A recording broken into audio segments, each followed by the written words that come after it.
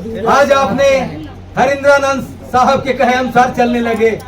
कल आप दिखाई दे रहे हैं कि जो उनके सानिध्य में कुछ दिन रहा, कुछ सीखा, जो साहब ने कहा है, कह रहे हैं कि अध्यात्म का और भी नहीं ठीक से समझा।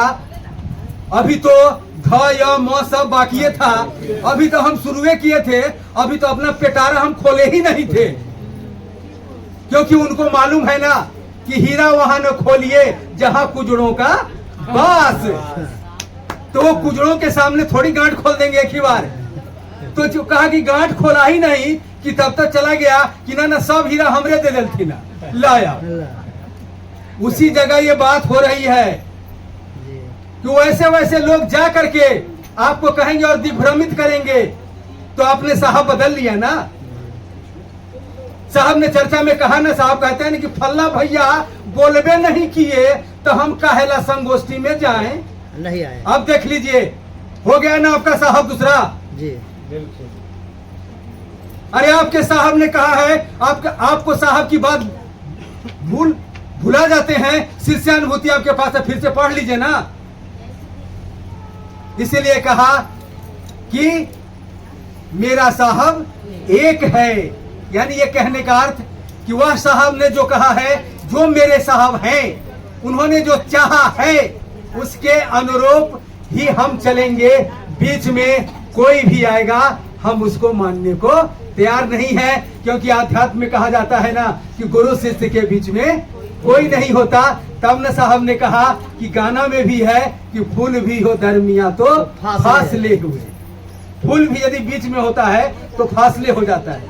फूल भी हो दरमिया, यानी यदि फूल भी बीच में आ जाता है, जैसे हमारे आपके बीच में यह कॉर्डलेस माइक है। क्योंकि ध्वनि 2 फीट 4 फीट 10 फीट जाएगी, गेट तक नहीं जाएगी, इसलिए ध्वनि यंत्र का इस्तेमाल किया गया है। तो कहा कि निरालंब पीठा, अपने पीठ को जब वोट दे दिया तुमने साहब श्री हरिंद्रानंद जी का, वह तो वोट उन्होंने स्वीकार लिया है, वह वोट अपने पास रखते नहीं है, वह तो महादेव के हवाले कर देते हैं। इसलिए हमको आपको क्या नहीं मिला, हमारा आपका जीवन धन्य है। क्या नहीं मिला हमको आपको, अरे शिव गुरु का संवाद, शिव गुरु मिले, आप समझिए ये जीवन मिल गया हमको आपको, सारी की सारी सौगात मिल गई।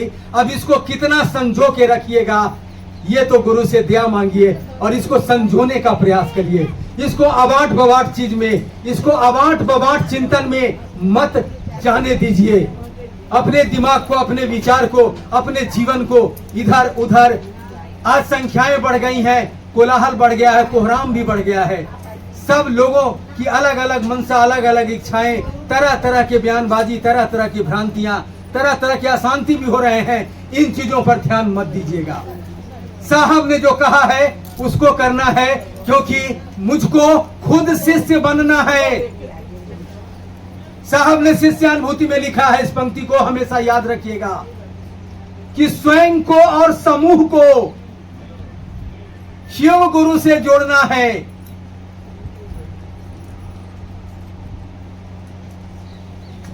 नहीं जी, स्वयं को और समूह को। होता क्या है, दूसरे सूत्र करने के प्रयास में, गुरु आदेशित कर्म को करने के दिशा में चलते चलते यह मन समझने लगता है कि दूसरों को महादेव का चेला बनाना है। यह सूत्र सही है कि दूसरों को समझाने जाइएगा तो आप खुद समझ जाइएगा, लेकिन अपने अंतर मन में ठहर के यह विचार करना अति आवश्यक है अपनी यात्रा के बारे में कि क्या मेरा मन चेला बन रहा है या नहीं। क्योंकि चेला कौन बनेगा, मन ना। तो स्वयं को कहीं ऐसा तो नहीं स्वयं की यात्रा खो गई झूठे सम्मान में, प्रणाम भैया, प्रणाम भैया, प्रणाम दीदी, प्रणाम दीदी, वाह भैया, ये भैया, वो भैया, ये झमेला में इंसान का मन दिग्भ्रमित होके इस बात को भूल जाता है कि मुझे स्वयं में शिव शिष्य होना था। 20 साल हो गए, प्रणाम भैया प्रणाम भैया प्रणाम भैया, अचानक 21वें साल में प्रणाम भैया बंद हो गया, आपका मन खिन्न हो गया। मन यदि खिन्न हुआ है तो समझ लीजिएगा कि आपने स्वयं के लिए उस गुरु से स्वयं के शिष्य होने के लिए दया ही नहीं मांगी, अर्जी लगाया ही नहीं, तो ये तो यात्रा बेमानी हो गई ना। साहब ने जो इशारा किया उसको आपने नहीं ना पकड़ा, साहब ने जो संकेत दिया यही ना साहब का दर्शन है।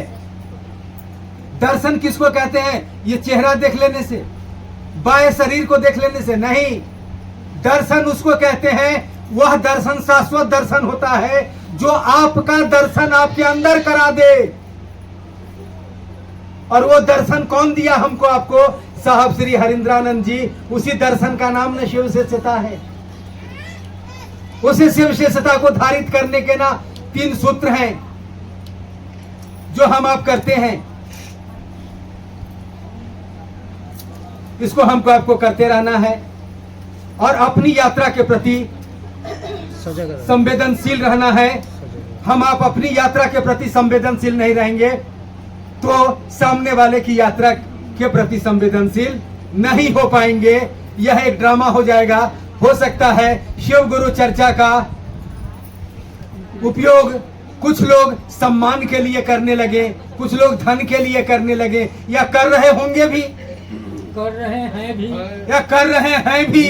मुन्ना जी मोतिहारी कर रहे हैं, ठीक कर रहे हैं, या कर रहे हैं भी, ठीक कर रहे हैं। ये तो भाइयों निवेदन करूंगा, आग्रह करूंगा कि आप शिव के रक्ताभ आंखों से बचने की कोशिश करिए। आप नहीं जानते हैं कि ये साहब श्री शिव से हरिंद्रानंद जी का आध्यात्मिक संकल्प है और हरिंद्रानंद साहब औघड़ हैं, तांत्रिक हैं, शिव के प्रेमी हैं। तांत्रिक के साथ खिलवाड़ मत करिए। आप कोई भी होइए, आप कोई भी होइए, क्योंकि शिव का शिष्य हरिंद्रानंद किसी का कुछ नहीं होता, किसी का कुछ नहीं है। वह सिर्फ अपने गुरु शिव का शिष्य है और अपने गुरु के अनुसार चलने वाले यात्री का गुरु भाई है और इसके अलावा वो कुछ नहीं है। हमेशा याद रखिएगा। और वो आए हैं शिव गुरु को स्थापित करने। हम आप उनके साथ खड़े हो या नहीं हो, वो अपना काम करके चले जाएंगे। वह अपना काम दौड़ के नहीं किए हैं, वो अपना काम सोफा पर बैठे बैठे ऑफिस चलाते चलाते कर रहे हैं और करते चले जा रहे हैं और आज भी करते चले जा रहे हैं। देख लीजिए, इसलिए उनकी ताकत को पहचानने की कोशिश करिए। इसलिए इस बात का गुमान न कोई पाल ले कि हम नहीं करेंगे तो साहब का कॉम्बे नहीं होगा। अरे दूर यार, तुम जाओ ना, तुम तो अपना बाजार बनाने आया है। साहब कहते हैं कोई बात नहीं है, तुम अपना बाजार भी थोड़ा बना लो, लेकिन ऐसा नहीं तुम अपना बाजार बनाने के चक्कर में महादेव का बाजार न गोल कर देना। तब महादेव जो है तुम्हारा जो है तो जन्म जन्म का बाजार गोल करेगा, तब अपने बाजार में अपने बिका जाएगा। तो इसलिए याद रखिएगा, शिव गुरु के इस गुरुकुल में हम आप बिल्कुल प्रेम के गीत गाने आए हैं। शिव गुरु की शिष्यता पूर्णतया प्रेममय है। यहाँ बजेंगे तो प्रेम के गीत बजेंगे। यहाँ ईर्ष्या, द्वेष, कलह, मात्सर्य, घृणा, इन चीजों की लहर यदि उठ रही है कहीं भी किसी भी जगह पे, तो समझ लेना कि यह जो है सो कहीं न कहीं बुरे कर्म फल और बुरे प्रारब्ध से गुजर रहा जीवात्मा की लीला है। यह लीला है। उससे मुक्त होने के लिए अपने गुरु शिव से दया की याचना करिए।